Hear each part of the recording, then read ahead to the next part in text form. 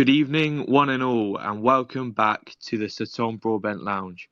Tonight we go back to our roots by hosting a fans phone in to discuss all things Swindon Town Football Club. That means one thing and one thing only: hit that speaker request button. We want to hear your thoughts and opinions. The more we have, the better. Not only that, we have MK Dons to review, and also this weekend's FA Cup fixture against Aldershot. So, all of that to discuss tonight. Joining us to start with, we have Joe. How are you, Joe? Evening, buddy. How's it going? Yeah, not too bad. Yourself? Yeah, not bad, not bad. Looking forward to hearing some opinions, good, bad, ugly, sweary, whatever comes at us. Absolutely. I think we're gonna hopefully we're gonna hear a wide range of opinions tonight. But yeah, looking forward to it. Daz, have we got you there? We have indeed. How you doing, buddy? Yeah, wonderful. How are you? Yeah, very well, thanks. Certainly Good. after last week, definitely. Good. And last but not least, Charlie, how are you? Can you hear me? Yeah, I can hear you. Doing okay. good. Going to be interesting, some of the opinions we hear tonight. Absolutely. We are waiting on one more. We're waiting for Carly. She's running a little bit late. But yeah, like I said, any point in the show, if you want to put any of your insights and what's going on inside of your head onto the show, then hit that speaker request button and we'll get you on. So to kick off tonight, let's discuss last weekend's trip up to MK Dons. A Dan Kempless Swindon Town made the trip up to Milton Keynes to take on the infamous franchise FC. MK Dons came into the fixture off of an impressive 4-1 win at home to Bradford. Swindon stuttering a tad as of lately. It always looked like it was going to be a difficult day for Mike Flynn's Red Men, especially without our star man Dan Kemp. Towns, Loney from the Dons, and the defensive rock Tom Brewitt out through injury. So Swindon lined up as the following: Mahoney in goal, Hutton, Godwin, Malife, Clayton making his first start of the season, and Blake Tracy all at the back. Kinsella, Khan, McEachran, and Shade. And then Austin and Hepburn Murphy up top. MK Dons obviously had the former Jack Payne and Joe Tomlinson in their ranks, in their starting lineup. So no, I'll bring the panel in on this. I'll start with you, Joe. Yep. What were your what's your initial thoughts of Saturday's game and how it went for us? I think, as you mentioned there, mate, like, obviously we didn't have a show last week, so we didn't chat about the game beforehand. But Yeah. I think, we discussed over the last few weeks how important Dan Kemp is to this side. I think we've seen that, even when we've missed Jake Young, who's obviously been top goal scorer this season, maybe hit a bit of a lull in recent weeks. Yeah. Whereas Dan Kemp has kind of been probably our star player throughout every fixture we've played this season. Yeah. So obviously take him out the side, and we haven't really got anyone that has that specific sort of set of skills that he possesses. Yeah. And then, as you mentioned there as well, obviously, I think Town fans like to think of any former player that we come up against is just bound to have a man of the match performance. And I think, Jack Payne and Joe Tomlinson, two players that, when they're fit at Swindon, were very good. Yeah. And it just had a recipe for disaster, I think, just from the off. You go to a big stadium. Obviously, there's not many people in that stadium, but it's impressive all the same. I think Jonah said on one of the Kitmen podcasts that if we were to host the Euros, which we will do, he wouldn't be surprised to see Stadium MK in a lineup for stadiums and stuff, because it is that impressive. I just, it's one of those, mate. I think going into the game, I'm not sure I was 100% confident that we'd get a point, let alone 3. And then, Tomlinson had a good game, and Payne was all right as well. So I think it was a difficult one from the off, really. Yeah, I think that's, you sort of highlight most of the supporters' views there. I think going into the game, like you said, Joe, it was it was always quite a negative sort of prediction going into it compared to previous games. I think obviously the big player Dan Kemp being not part of the squad is a huge deal because you said there, Joe. His style of play is so hard to replicate in a player. I think all of our attacking play as well this season, mate, is going through him. Oh yeah, you look at the amount of assists that he's got and goals. He's just integral. He's literally he essentially is Swindon Town's attack this year, and that's not being disparaging of what Rashawn Hepburn, Murphy, sort of Jake Young, Charlie Austin are doing. Dan Kemp has just been the heartbeat of this side. So yeah, I think it was always going to be a tough one. Yeah, and especially like I've seen a lot of fans on Twitter of MK Dons actually speaking about Sayadu Khan. Now, obviously, with Dan Kemp being out, we needed a player to sort of step up into his shoes and play that attacking midfielder role. And I've got to say, Khan played. He didn't play the Dan Kemp role. He almost just played his game, but he definitely stuck out to me as one of the better players for us. It's that half turn that he has on the ball and the drop of the shoulder. It works really well, and you could see that a lot of our attacking play was coming from Sayadu Khan. I think we saw the Chesterfield Sayadu Khan, didn't we? Yeah, exactly. The further forwards, he was. We've never really seen him in that position at Town before because he's always been sitting in an 8 or in a 6. Yeah. So I mean, like I say, yeah, he had a good game. It's just he's different to Dan Kemp, isn't he? Yeah.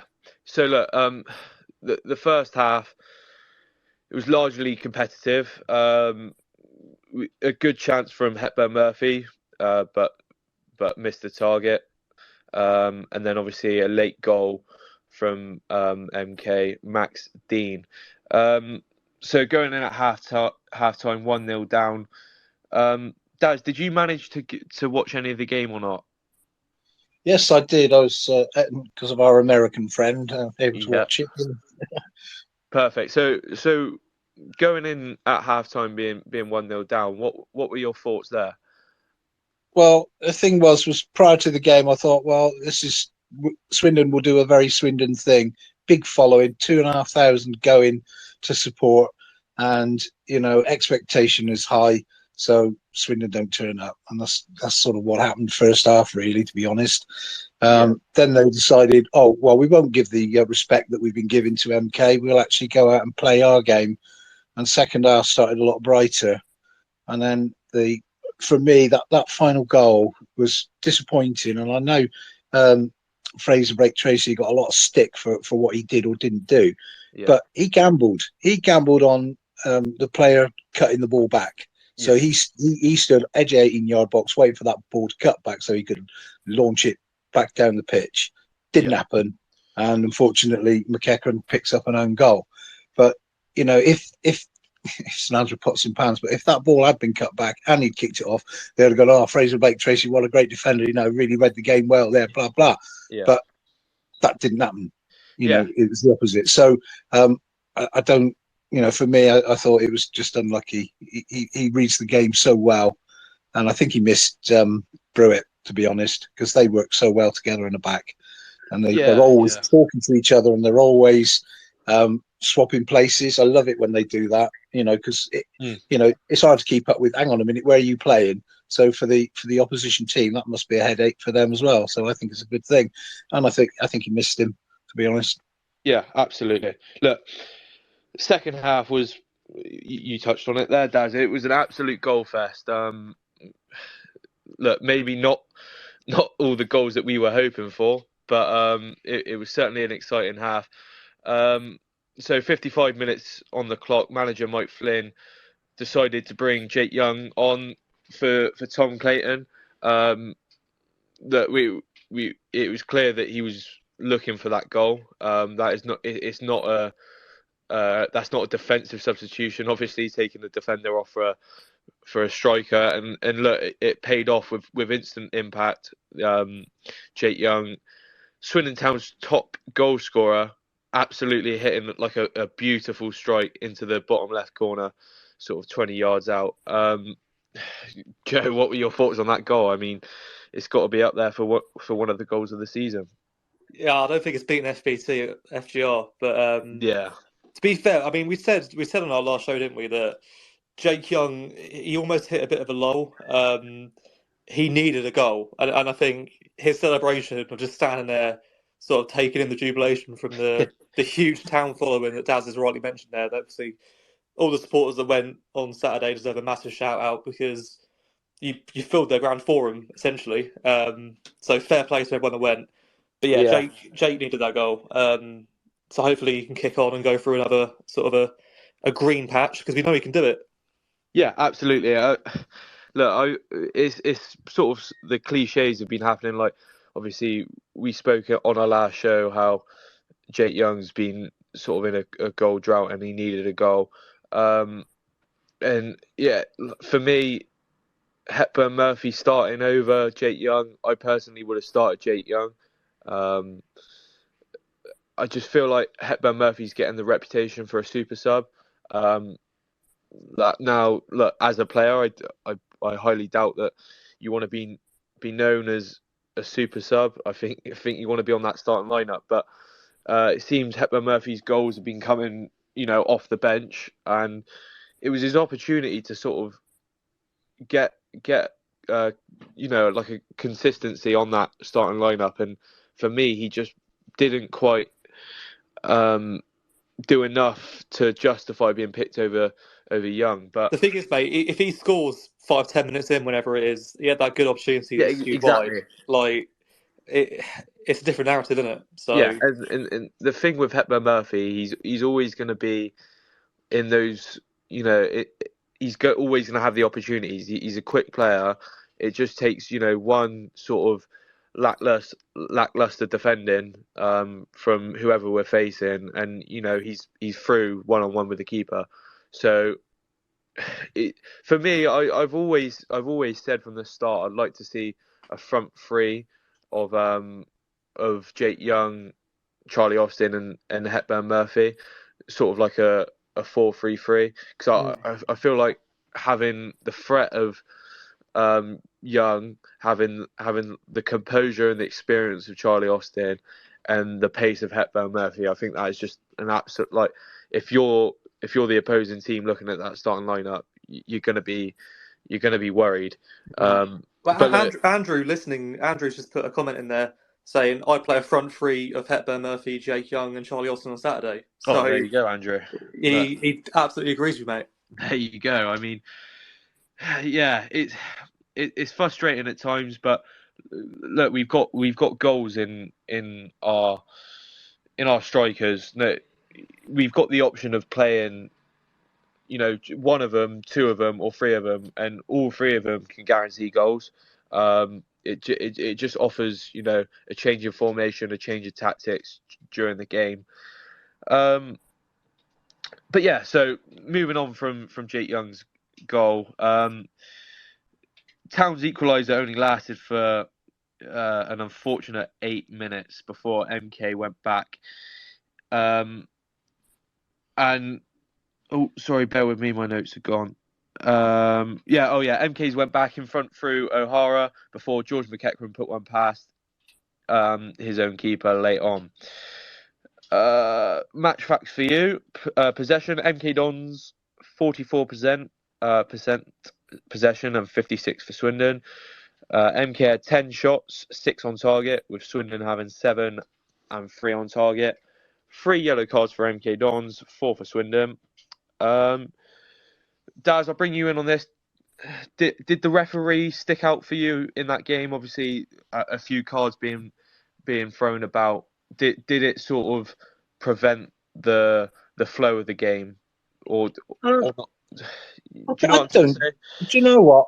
I'm trying to think back now, because normally the officials are somewhat, well, usually they're buffoons, but I can't really recall.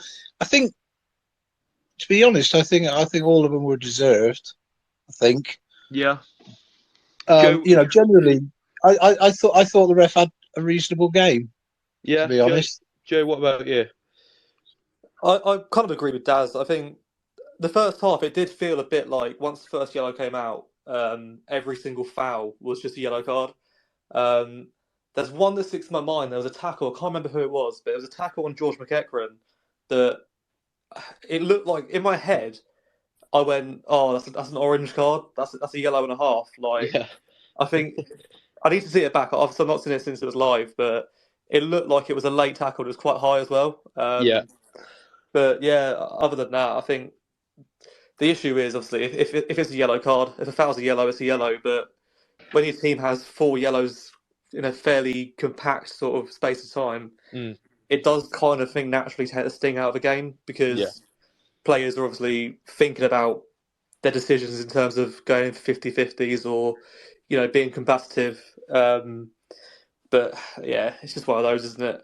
yeah, absolutely. Now, Carly, you were a little bit late to the show. Did you manage to? Well, first of all, Carly, how are you?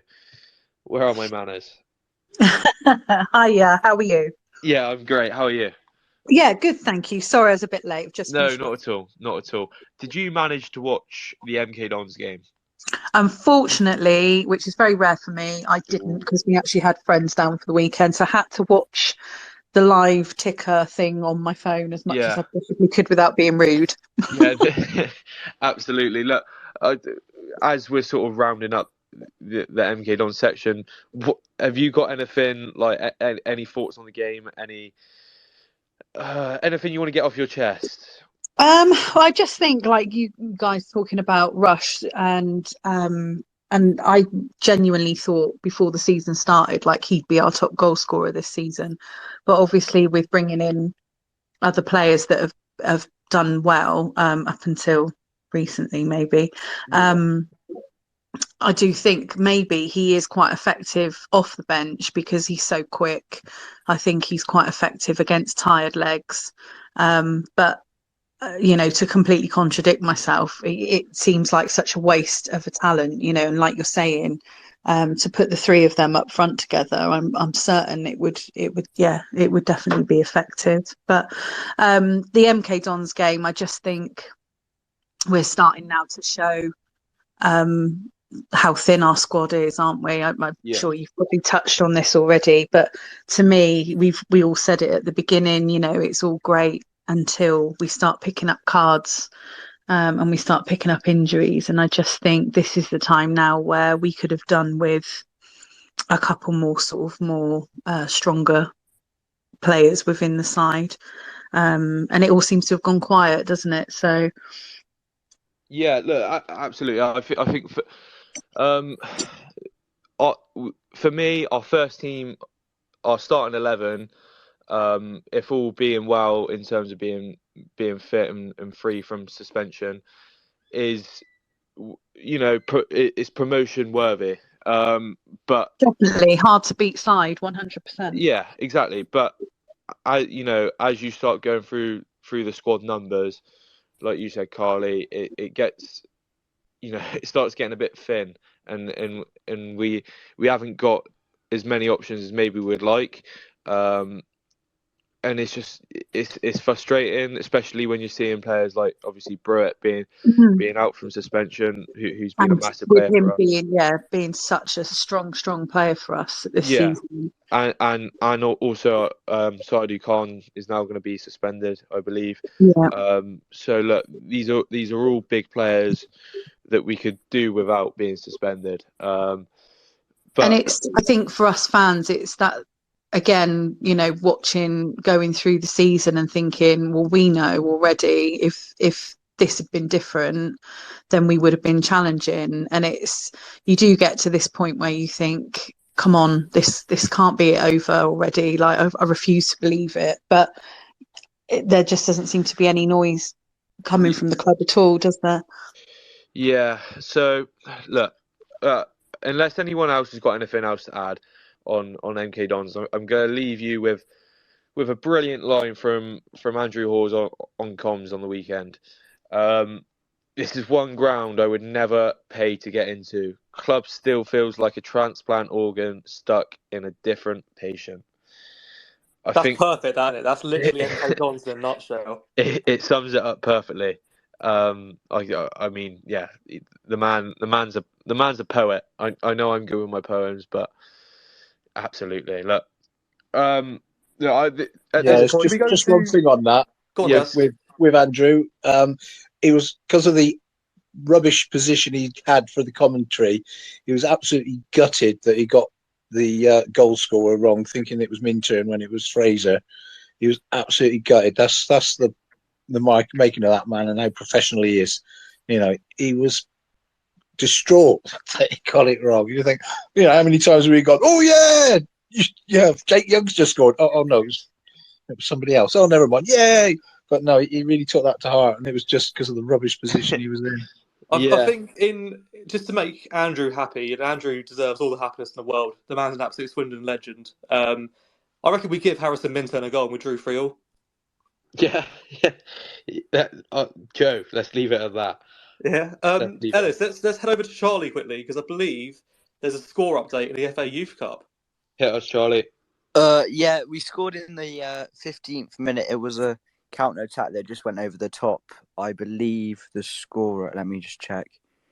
It was Connor Britchford Stanley.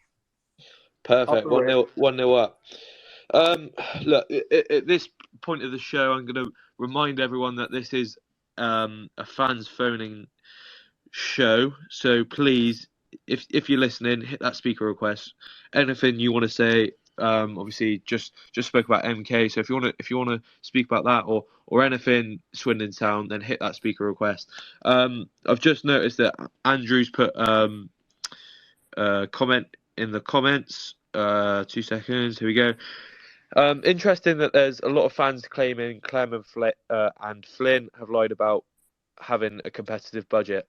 To be fair to Flynn, he said from the start that he'll only sign if he feels it's the right player. Squad definitely needs numbers. Assume Flynn feels not good enough. Freeze out there.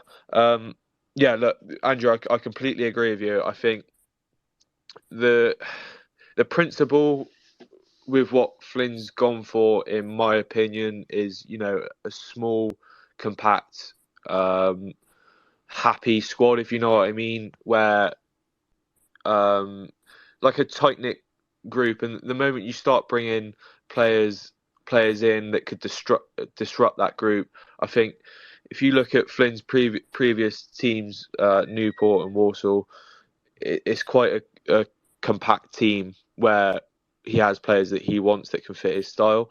But for me, I wouldn't want Flynn to sign players unnecessarily. What the major point being that if you bring a player in now, just for the sake of it, it not only disrupts your playing budget in January.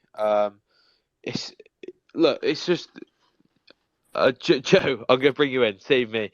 Go on. I'm stuttering. No, mate. I get what you're saying. Like, I think we're all being fed this. I say being fed. I don't think it's been said too many times officially, but the whole competitive budget thing is a bit of a sort of a meme for Swindon fans at the minute. Yeah.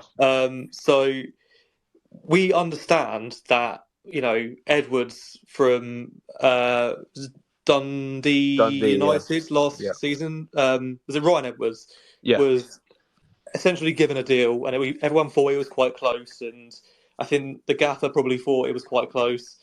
Now, that deal didn't happen, and he would not have been on peanuts to go from No, the absolutely not. captain of a Scottish Premier League team, only 29 or 30 years old, so not really, towards the back end of his career, sure, but he's not on retirement's door just yet. No. He would have been on a fair wedge. Now, that didn't happen, so you would assume that money is still in the transfer kitty. He also said that he wanted 2 or 3 in before the transfer window. Now, Edwards is one of those on a fair amount. You'd assume there's more money left after that particular sum. Now, I'd hope as well that there'd be an additional fund for the January transfer window that was budgeted at the start of the financial year. Yeah.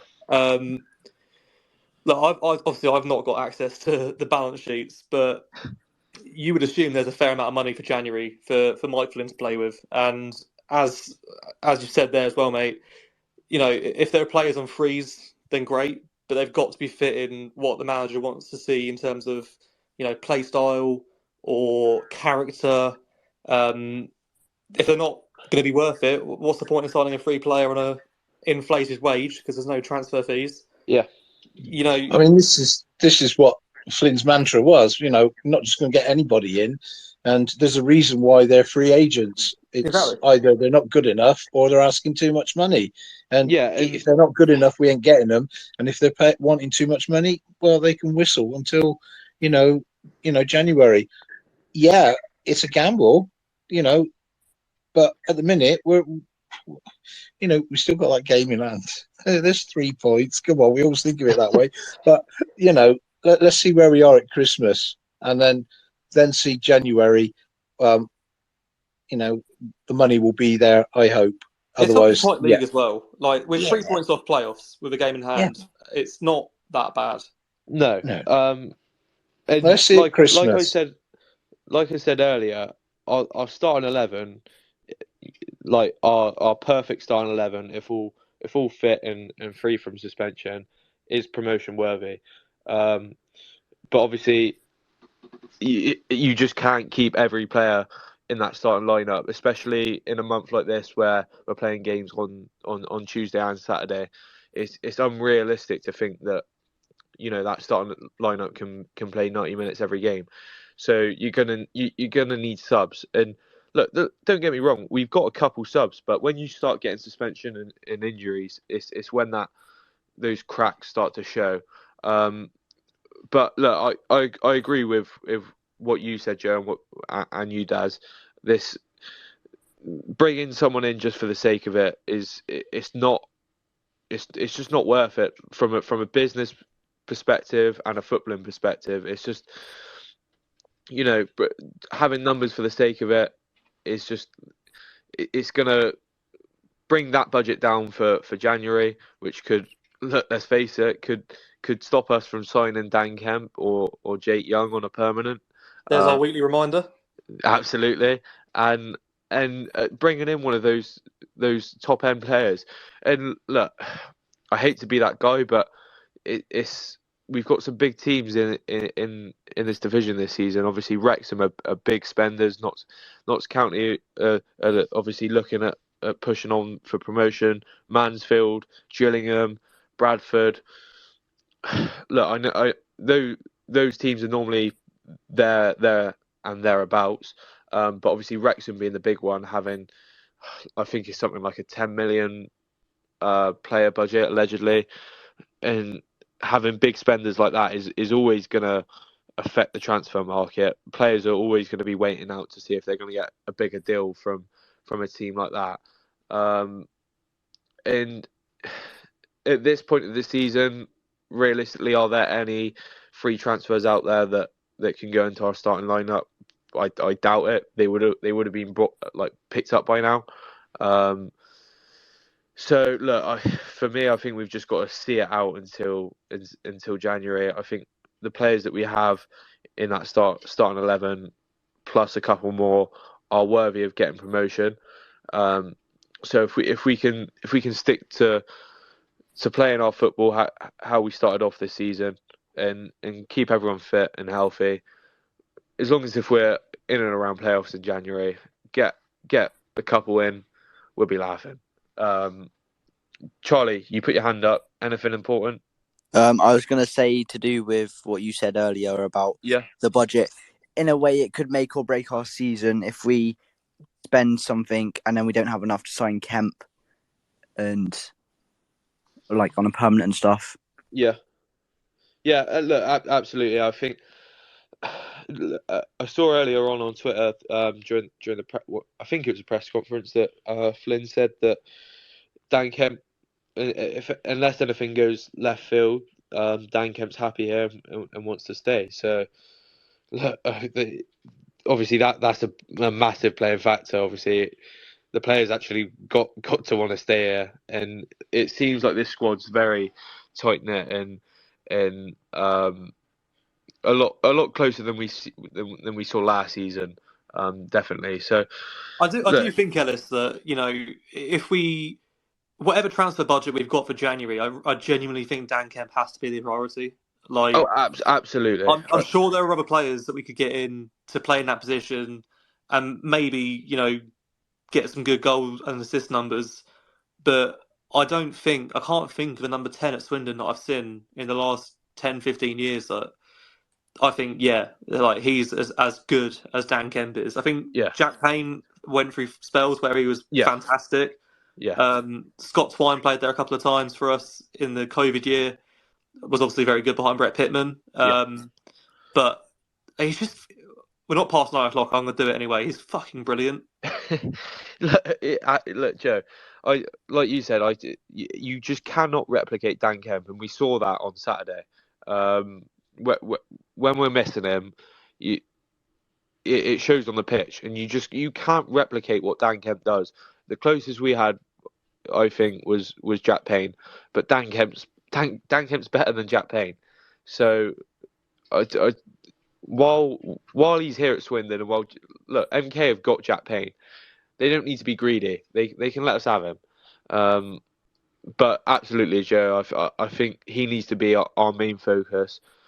I even think I might be wrong. I think his contract runs up at the end of the season anyway.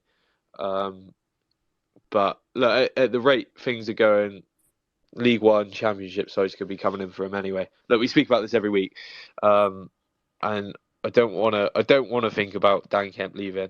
I want him to stay. Look, okay, Joe, what's your perfect January transfer window looking like for you? Mbappe, Lewandowski, Pedri, will go Haaland, and then Dan Kemp, if that's possible. Absolutely. Throw Jake Young in there as well. Yeah, Jake Young can play second fiddle to Erling Haaland. That's fine. Right, give me a realistic one now. Go. Okay, I think Dan Kemp, Jake Young. I'd sign both if I could. I think Young's gonna be difficult. We know that he was here because he fell out with Mark Hughes, and Mark Hughes is no longer manager of Bradford City. Young is from Yorkshire, so it's closest home up there. We're a big club, but Bradford are a big club as well. Probably comparable in terms of history. We won more major trophies than them, so they can do 2 or 3 years more in the Premier League. That's fine. It's what it is. We win still. So he's got 4 years in his contract as well, so they can literally tell us any number and put as many zeros on the end of that number as they feel necessary. So I don't know that Jake Young on a permanent is sensible. Also, I don't know if it's actually doable. So if Jake Young goes back, we need to replace him. Someone in the mould of maybe a Kabongo Shimanga from Peterborough. Not getting too much in the way of game time this season, and he absolutely tore apart the National League. So he'd be one of the sort of replacements I'd be looking at in terms of a striker. I just don't. I mean, he's going to cost a lot of money. I think anyone from Peterborough will, but we can't skim out. I think we'll chat about the ownership and stuff later on, and where town fans stand on Clem and Anthony and whoever. Obviously, guys, hit that speaker request. Let us know what your thoughts are on ownership and don't be shy. Whatever. Do not be shy. Yeah, but I think this season, Clem has a lot of money in the bank and credit in the bank. But I think to a lot of town fans, this is the 3rd season under his stewardship. Yeah. So it kind of is make or break for a lot of people. Yeah. We're in a decent position in the league, mate, as well. And I think we just really have to go for it. We've got to just go all out, spend what we can within financial fair play limits, secure Dan Kemp and secure some players that are really going to help not only boost our squad, but make our first 11 better as well. Yeah. One thing that's just popped in my head as well is obviously transfer deadline day, literally sort of towards the end. We obviously sold Wakelin to Peterborough, which obviously I think Well, I haven't heard the figure, but I'd imagine it was a decent amount. So look, that's more money in the bank. This not so you freed up obviously his wages and you've got a sum of money. I and I think if we had Jake Wakelin in this side, would that change? Would that change the position that we're in the league? Do you think, Joe? I don't know. I like Jake. I guess to me, he just seems a little bit similar to what Jake Young possesses. Yeah. I think Jake Young's probably got better physicality and obviously ultimately better goal scoring numbers for Swindon. Yeah. Yeah. As much as I like Jake, and we share a birthday, which is a special thing to have between two people. Yeah. But I wish him all the best at Peterborough, but I don't know that he's the answer for Swindon this season. Yeah. Look, Daz, I'll move on to you now. What's your realistic, perfect January transfer window look like? Well, it's got to be Young and Kemp, nothing more, nothing less, or certainly that's the least that we could desire for. And then there's still 3 more that we need. So 3 other players plus Kemp and Young.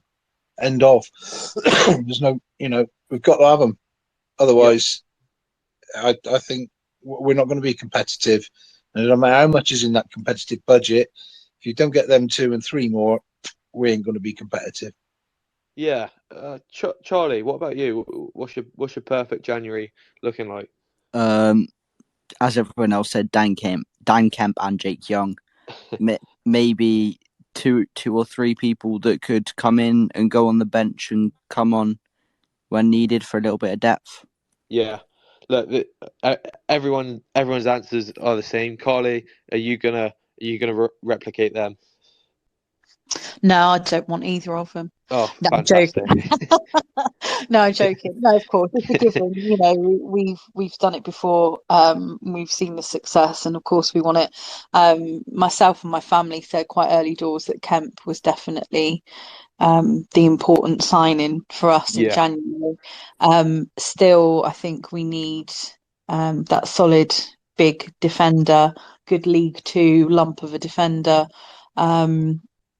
Other than that, I think, like you say, Charlie, a couple of players that could come off of the bench and make a bit of difference to help out tired legs. We know we've got quality in our side, definitely, but we're running them ragged at the moment, and it's obviously not as effective as we'd hoped. Yeah. So for me, I agree with you all. It goes unsaid that you need to be throwing absolutely everything at getting Dan Kemp and Jake Young in the door in January. If not permanent, you'd like to be at least looking to have that loan option for the rest of the season. But look, I just don't see that that's realistic. I think what a realistic situation in my eyes would be that they get recalled, ask for some money, and we sign them on a permanent. Now, look, so get those in.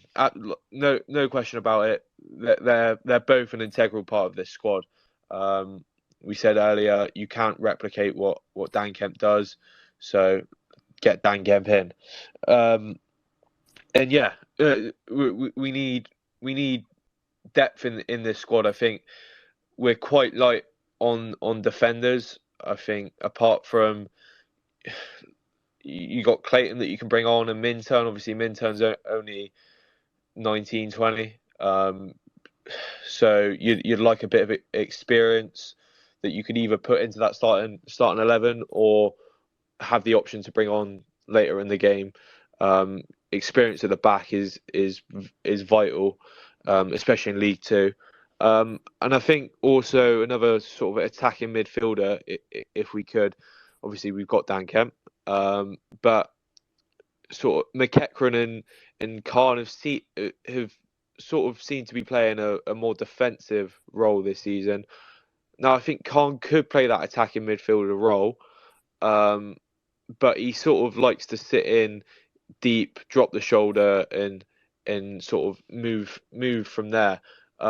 Whereas obviously you've got Dan Kemp, which is more of an attacking player looking to get those assists and goals. I think if we can get another player in that can drive that ball forward, a bit of creativity up top, look, the perfect player for me, probably one of my favourite Swindon players from the last sort of five years is Harry McCurdy. I think if you look, I know Harry McCurdy's coming back from a heart operation, but if we can get Harry McCurdy in or a player like that, I think it's just terrifying for the opposition's defence. Just the creativity that he offers, and to say that you can have him, Hepburn, Murphy, Charlie Austin, Jake Young, Dan Kemp on the pitch, it must be a nightmare to defend against. So for me, the thing is, mate, like as much as we love Macca, like this team has got such a harmonised feel about it at the minute. yeah, Does bringing in a character like Harry into the dressing room, does that work out? Yeah. I'm not sure it does. But yeah. obviously, as well, he's coming back from a serious heart condition and surgery, so should probably give the lad a few months. I know, but get him in on loan or something, and I just want him back at Swindon, and any excuse. Look, guys, please hit that speaker request. We've been very quiet. Nobody's requested anything. Or at least go down Andrew Perkins' route and put some comments down below that we can read out. This is a show for all of you listeners to get your thoughts off your chest. And, come and vent at us. Come and swear anything and you want. Be nasty or be really happy and be lovely. Just something in between those two things. They're too interested in listening to us. I wouldn't say that, Charlie. But Charlie, what's the 18 score, mate? It's half time at the moment, still 1-0. Happy days. We'll replicate that on Saturday. That'd be nice. Absolutely. We'll come on to that, Joe. Actually, let's go. Let's move on to that now, shall we? Should we have a little chat about Saturday's game? Carly, did you have anything to add there? And I saw that you unmuted yourself. No, so I was just going to say, like, to people listening, like, we want to know if you agree with us or disagree with us. Like, please, give us a bit of an insight, what your thoughts are on all of it. If you want to call Joe a Muppet, come on here and call Joe a Muppet. All for it. I'm thinking of a number between 1 and 28. Come on and tell me which number it is. Joe will give you £10 if you guess correctly. Joe hasn't got £10. The mortgage just came out. I'm the same. Well, I don't even have a mortgage. I ain't got a tenner either. So look, we'll say thank you or something like that. But just come on, guess a number between 1 and 28, and then vent to us, please. Be brave. Moving on to Saturday, we face Aldershot in the FA Cup. Now we've got a home fixture, and let's be honest, it's a fairly easy fixture. I say easy. No game's easy, but 8-0 now. Cheers, Ellis. I know, yeah, I've cursed it, but look, it's easier than some teams. Obviously, you've got. Is it easy? Do you think it's easy? Yeah, Carly, come on. They're on such a good run at the moment. No, Ellis, we've seen us lose to bloody Darlington and Woking in recent years. This is a different team. It will not happen. I'd rather play Aldershot than Wrexham. Put it that way. That's like saying I'd rather marry, I don't know, Michelle Keegan over Phil Mitchell. Well, it's a tough pick. It is a tough pick. Mike Flynn's team have got to the third round in each of his previous campaigns. Surely Swindon can't end that run, especially against Aldershot. So look, potentially we have no Dan Kemp again or Jake Young, as their parent clubs may not want either of them to be cup tied. Daz, I'll bring you in. How how do you think we look going into Saturday's game? Are you confident? What's your gut feelings? Well, after you dropped that bombshell, I didn't even think of that. There you go. I'm going to totally rethink my prediction now. Oh no. No. And you know, and hark back to a cup game that we played Aldershot many years ago, when Jimmy Allen was in goal and got sent off, and I was all for lynching the referee then, and that was back in the 1980s, 86, 85, something like that, and before they had the extension on the front of the Arcles, where it was like a 15-foot drop. Yeah. And I was all for scaling that down onto the pitch to get to the referee. I was so incensed with his decision of sending him off, and then Aldershot went on to win that game. So it was in the Freak Rover. I think it was called the Freak Rover Trophy then. But can I just interrupt? Yeah. Our 6 FA Cup games we played against them, we have played 6 and won 4, and drawn 1 and lost 1. Oh look! Everyone, stop panicking. We're gonna absolutely piss them up the wall. There's no doubt about it. A couple of comments. Andrew, very vocal. We thank you, Andrew. Aldershot have sold out their Arcles allocation for Saturday. Wondering if they're open the bank. Impressive following. Absolutely. I think look, it's not too far away for an away fixture for them, and let's be honest. Swindon coming to the county ground, it's a pretty big occasion for a lower league side. So yeah, a big occasion. It's always good to get someone in. We've got a speaker request. Let me add them. Bear with. Hello, are you there? Oh no. You may be on mute. Titan Frogfoot67. That's a great username. That is Frogfoot67. Okay, we'll keep talking. Unmute when if you can. Oh, he's unmuted. We can't hear you. He's dropped off. Oh no. Well, it's fine. We'll move on. Alice. Like I say, look, people hit speaker request, and then make sure you unmute yourself if you want to come on and have a chat. As Alice said there, FA Cup, Aldershot, it is a big round. I think I've seen a lot of Aldershot fans on socials as well saying that, during their time in League Two, they really enjoyed the trips up to Swindon. Obviously, we absolutely dicked them, didn't we, under Di Canio? Was it 4-0? Yeah, 4-0. So they had a good day then. Obviously, they must have enjoyed the stadium and their seat and maybe the bar, but didn't enjoy the football. So fingers crossed their sold out allocation have the same experience this weekend. Yeah. Claire's commented down on the show. One that if Mahoney plays as well, now QPR, change your manager, etc. For me, I think Mahoney's a little bit different because realistically, I can't see Mahoney going back and playing for QPR.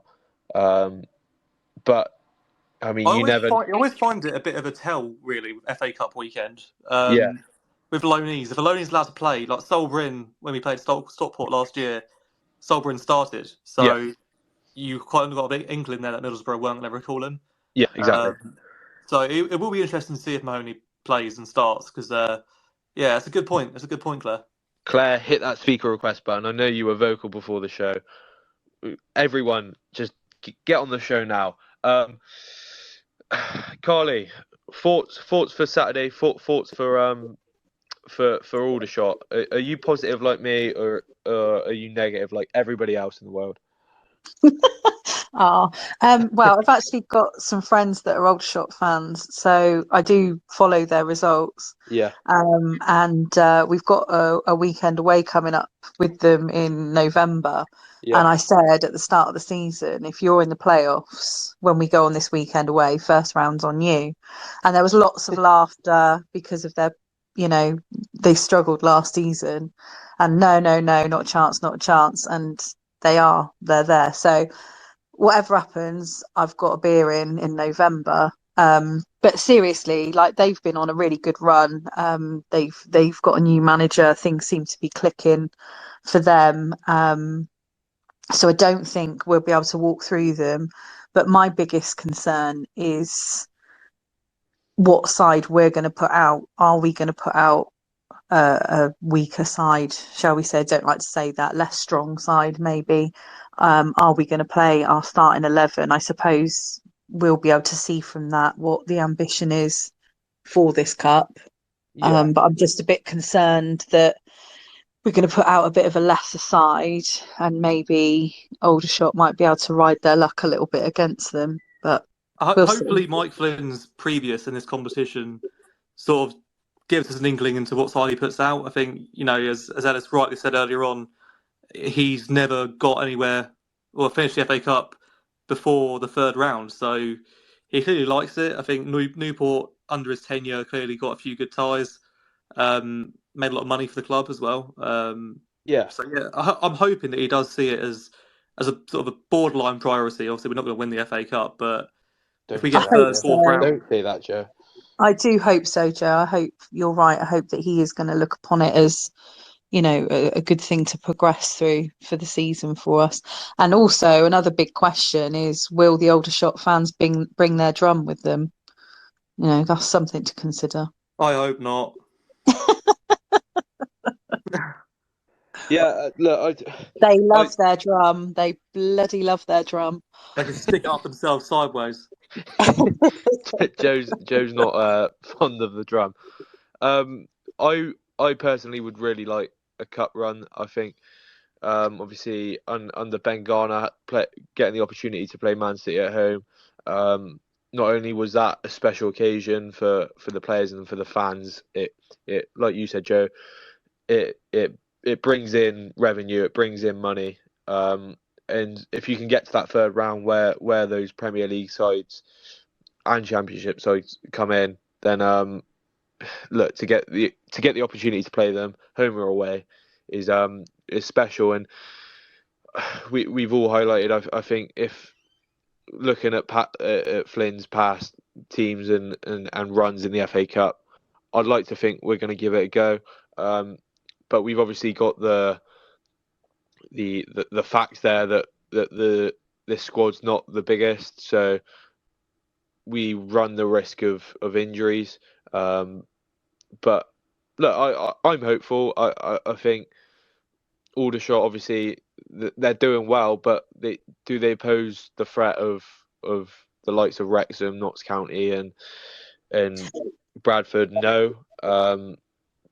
So if we're putting out a strong side, I'm hopeful that we can, do the job we need to do. If we start our starting 11, I'm confident we'll win. But I'm not sure. I don't know whether he might take this opportunity to rest a few players.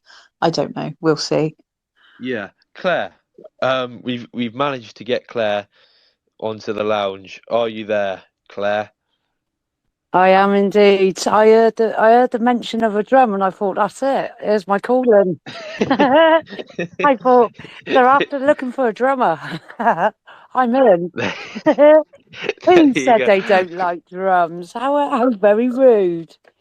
Joe. Can't let yourself think, Glenn. I usually have a hangover on a Saturday, so they're not very good for the head. Oh, Joe, we can't be friends. I'm a drummer. We can't be friends. I can listen to your drumming on a Wednesday, Thursday. That's fine. Right. Not a Friday or Saturday because the head hurts. Oh, right, okay. Yeah, it's going to be an interesting one Saturday, isn't it? We've got Kieran Harris returning. He's gonna absolutely. He's gonna play like prime blooming Maradona or something, isn't he? Do you know what I mean? But you know what? Fair play to the lad if he does. You know, he didn't really get a good crack of the whip here, did he? No. And he got injured just as he did start to come good as well. So. He did score. He scored on Saturday. It's not the only time he scored. He's scored a couple of their penalties the last few games, hasn't he? Yeah. They definitely like him. That's for sure. Yeah. Yeah. Look, the curse of previous Swindon Town players scoring may continue on Saturday. Hopefully not. Claire, are you hopeful for Saturday? Ah. Are you projecting a town win or not? It's the Swindon way. They do Swindon-y things. I'm a bit scared by it, to be honest. I've seen us lose that many times to blooming Chesterfield. So I think it could be a potential banana skin. They've got a good following coming up to support them. You got the likes of Kean with a point to prove. We're wafer thin squad, injuries, suspensions, and we haven't got much of a bench. And Yeah. the bench fillers are all playing in the under 18s tonight because I'm watching them in the background here as well. So you've got Miles is playing and Sunny Hart, and so I can't see them being on the bench even. Yeah. Not after this tie that they're playing tonight. I can't see them recovering in time to even make the bench for us. There you go. It'd be interesting to see if Genesini even makes the bench. It's a strange situation with him. He's not really had a fair crack, has he? There's something that we're obviously not privy to as to why, but yeah, he was sort of projected as a big player that was going to be influential to this team. He played 1 or 2 games, and I don't know. He may be injured. I'm not sure, but he's definitely a player that I would like to see involved more because he does seem to be a decent player. I think I'm going to get predictions from all of you for Saturday. I'll start with you, Claire. While you're here, I'm going give me a prediction. a very nervous 2-1. 2-1. Wow. Look, Yeah. as long as we win, who's the goal scorers, Claire? Oh, okay. If Young plays, I could see him bagging one.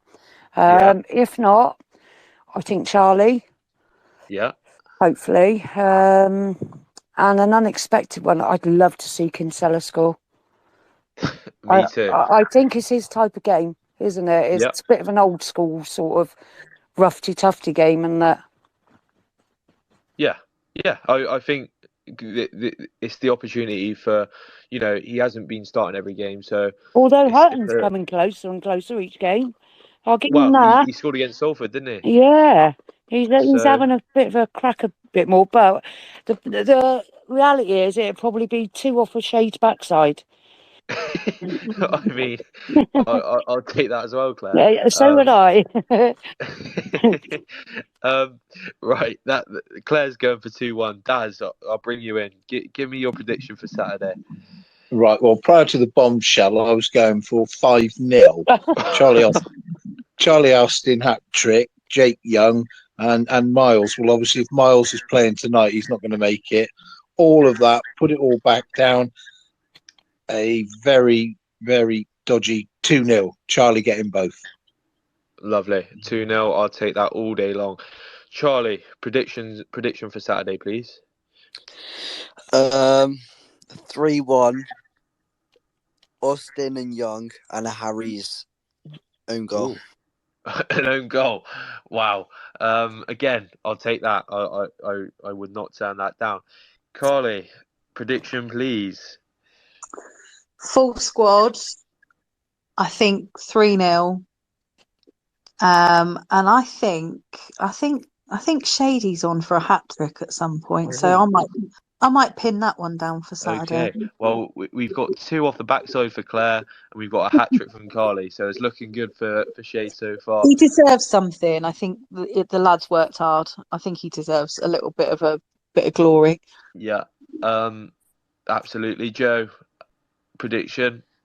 Before I get to my prediction, I think I'm putting a fiver on a Tyree Shade hat trick. That would be half decent odds. That. I think we'll win. I can see it being a 2-1. FA Cup games for non-league sides come into a sizable football league outfit. They tend to be those sort of standard cup finals, if you like. I know it's quite cliche, but it tends to be a cup final for those teams.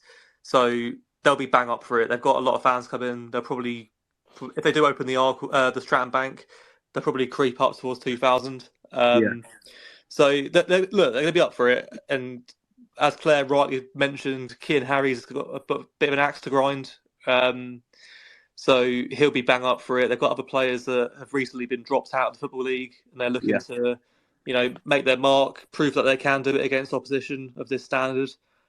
We're going to have to be up for it. I think if we're not at the races, it is a massive banana skin. So I'll go 2-1, and I think Austin for both goals. Austin for both. Right. I'm very well known for sort of very out there predictions. I'm gonna hit you with another one here. Here we go. 7-4. 6-1. I'm going. We're gonna go 1-0 down. Everyone's gonna start panicking. I think even a couple people may even leave early. But then we're just going to come back with. If you're leaving early, going 1-0 down, and then winning 6-1, then bloody hell. Yeah, Shade's gonna score all 6 of them. Yeah. Wow. How late are these goals coming, Ellis? So we're going to go 1-0 down within the first 10 minutes, and it's going to be 1-0 at half time. We're getting absolutely dominated in the first half. Second half, we come out a brand new side. We're gonna get a hat trick from Charlie. Hepburn Murphy's gonna get 2, and then Minturn's gonna score a header as well. Look, put a bet on it, 6-1. Put a bet on every single one of those players. It will come through. I feel obliged to just remind viewers that you should not be listening to Ellis Holloway's betting tips. He is not a betting guru or a gambling god. No, I've not got one correct yet. And his Super 6, I'm sure, usually ends with a 0-pointer each week. Yeah, absolutely. But look, I mean, one day I will be right, and I will earn a lot of money off these. But look, I think that covers everything. My 6-1. Claire wants 2 off Shade's backside. Look, that out of context, that's absolutely awful. That. Yeah, I've just realised that. Charlie, your hands up. Hit me. Alice, there's always one day it will happen. One day you'll get it correct. Yeah, look, the odds may be bad, but I think if I keep going, then one day I'll get, or at least get a 6-1 somewhere.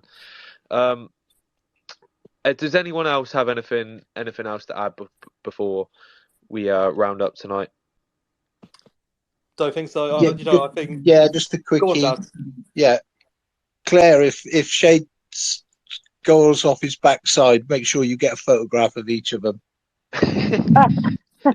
Oh, sadly, I'm going to miss it this week. I've got to work. It's my Saturday to work. Yes, I'm not very happy. Sore subject. Oh no! Well, look. For your sake, Claire, I hope we get 2 goals from Shade off his backside. Anyway, right. Look, I'm going to round this up now. And enough talking about Tyree Shade. As always, thank you very much for joining us this evening. A reminder that we are the Sir Tom Broadbent Lounge. We are an independent X space, and the views that have been expressed this evening are not representative of those of either Swindon Town Football Club nor Sir Tom Broadbent himself. Thank you all again for listening, and thank you, Claire, for coming on. Come on, you FA Cup Reds.